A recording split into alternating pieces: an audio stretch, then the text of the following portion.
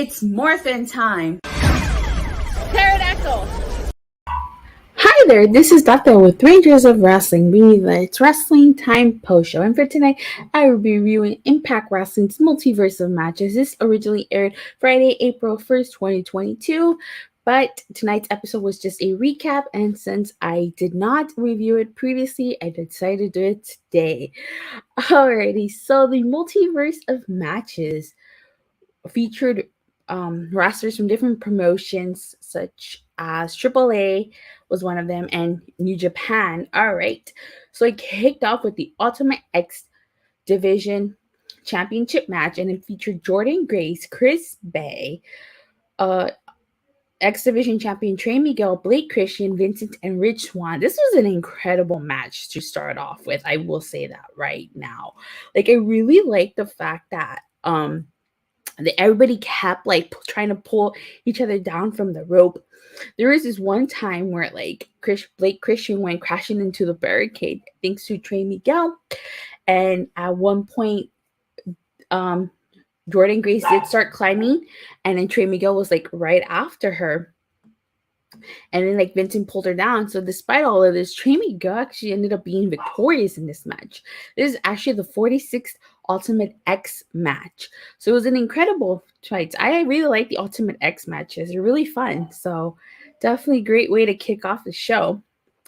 Then we had the Intergender Tag Match. It was Digital Media Champion and NWA World Heavyweight Champion Matt Cardona and his wife Chelsea Green versus Mickie James and Nick Aldis. So if you guys recall, Chelsea Green did turn heel, and Matt Cardona attacked Mickie James.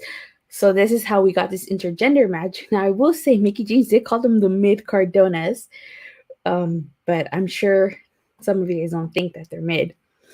But I liked how Mickie James went after Chelsea Green before the start of this match.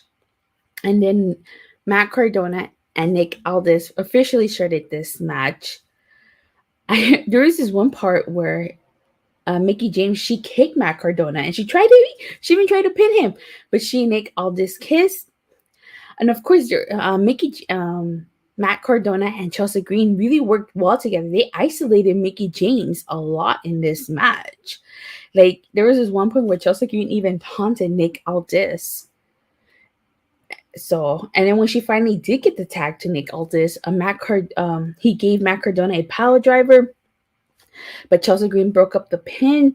She saving the match for herself and for Matt. And then at one point, Nick Aldis dumped him to the side, and Chelsea Green was going to slap him, but he ducked, and she ended up slapping Matt Cardona. And then I really liked how at the end of the match, there was a double clover leaf. Mickie James did it to Chelsea Green, and Nick Aldis did it to Matt Cardona. And they ended up winning this match by a double submission, which I thought was really, really cool. Then we head backstage, and you see Deonna Purrazzo, who is upset because if you guys recall, at Supercard of Honor, Mercedes Martinez did become interim Ring of Honor Women's Champion by defeating Willow. And so Deonna Purrazzo said there was nothing more ridiculous than an intermediate champion. And she said that the last time we saw Martinez, she tapped out to her, which is true. Mercedes Martinez did fight Deonna Purrazzo at Knockdown. And she ended up tapping out to Deonna Purrazzo. Nick Aldis used to be the longest NWA champion. Yeah, I heard about that. So after that, we get Alex Shelley versus Speedball Mike Biddy, which was an incredible match. It was super, super incredible. It's probably one of my favorite matches of the night. I like how Mike Bailey, though, he extended his hand to Alex Shelley, but Alex Shelley was not having it. Mike Bailey also ended up matching Alex Shelley in his skills. He did the jawbreaker. I really like how at one point Alex Shelley was mimicking Ric Flair, which I thought was hilarious. And in the end, Mike Bailey bested Alex Shelley.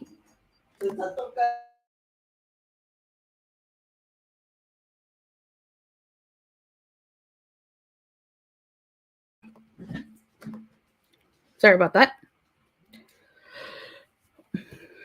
So we're saying, oh yes. So like I said, Mike Bailey ultimately bested Alex Shelley in this match.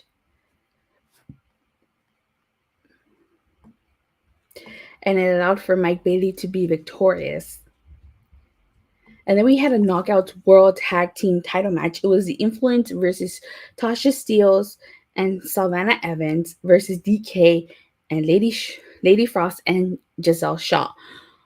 So, I was not a fan of this match, mainly just because I'm a huge fan of the inspiration. Disappointed that they were not a part of this match. But also, too, I really like the dynamic between Giselle Shaw and Lady Frost. Like, they were the typical unlikely pairing.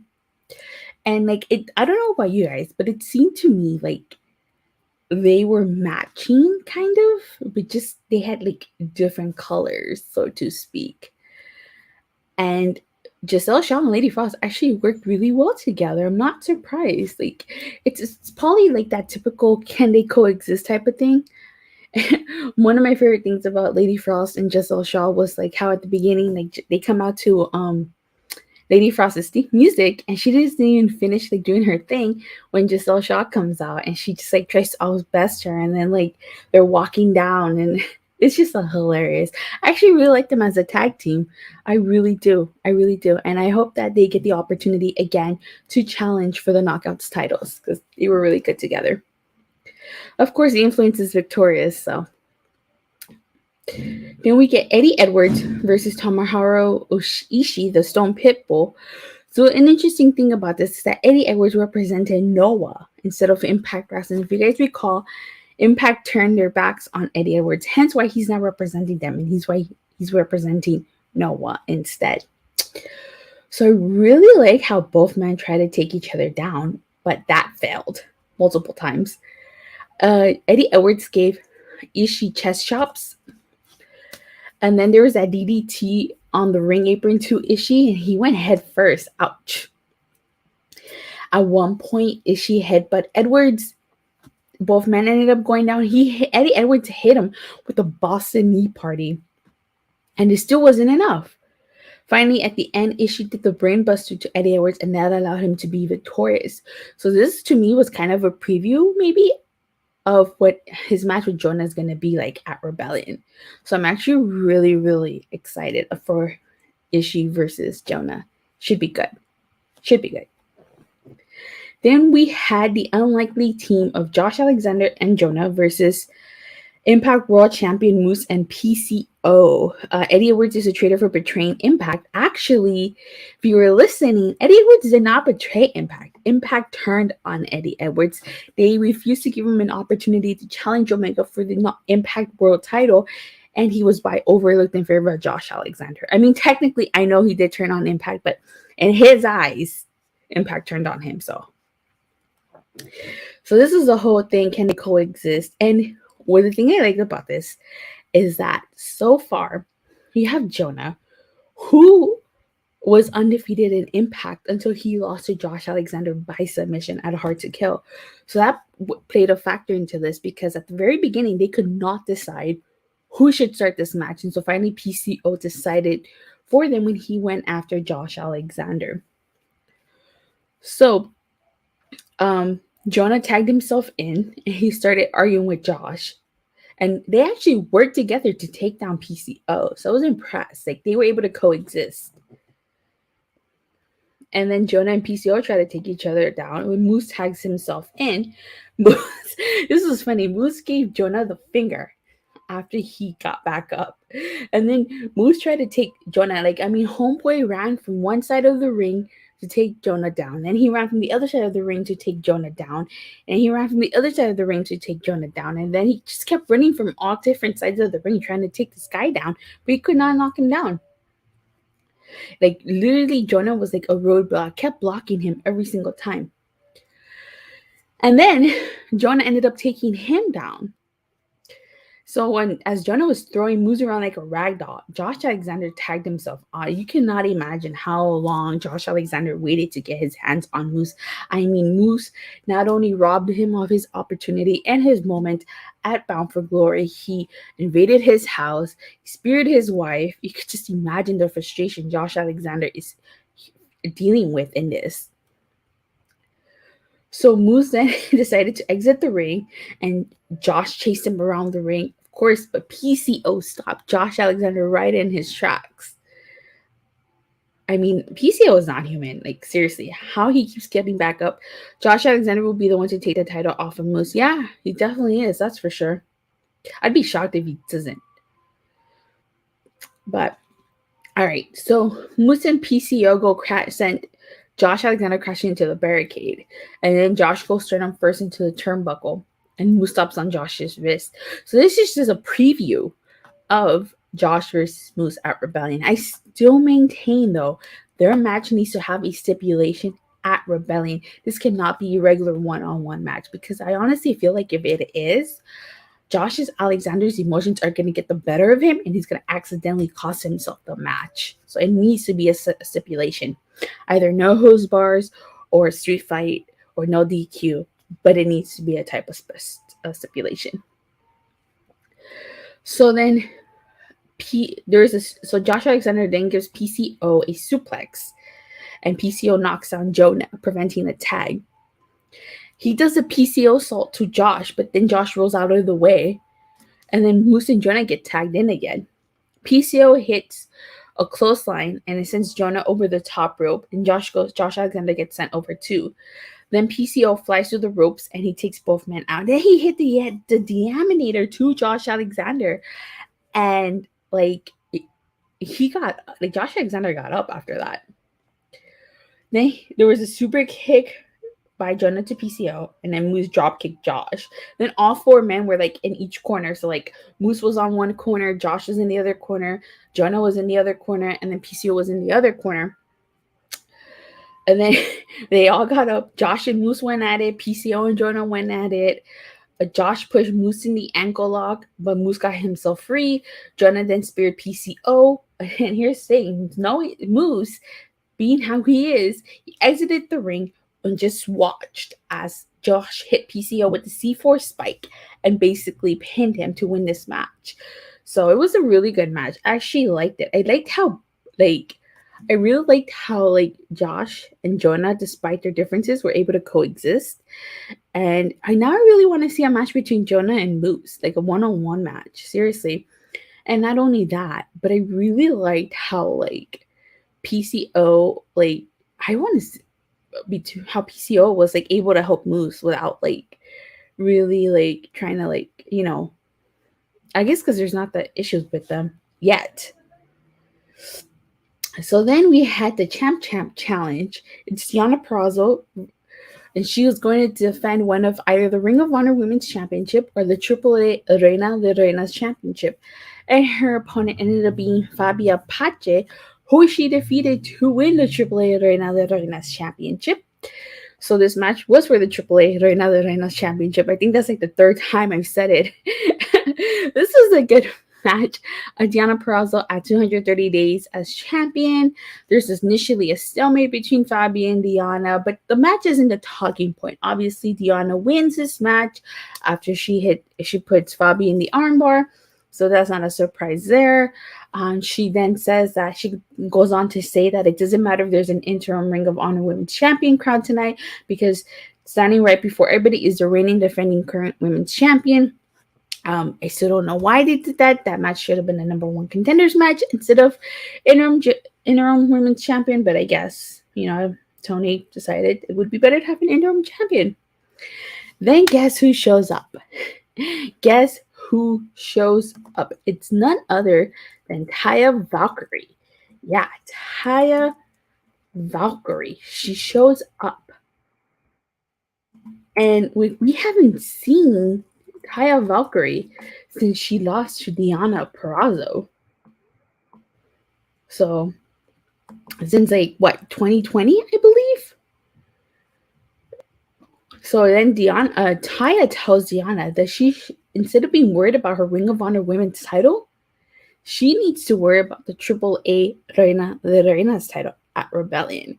So the AAA Reina de Reinas title is a title that Taya Valkyrie is very familiar with. She's held that title before and she wants it back.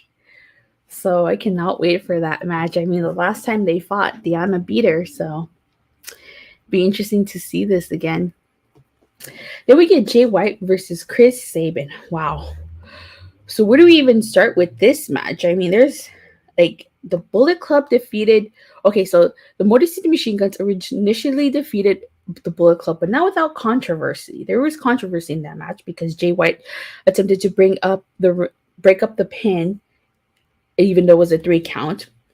And it's funny, that same ref was a referee in this match. Then Jay White defeated Alex Shelley. So this was a good match. I really, really like this match.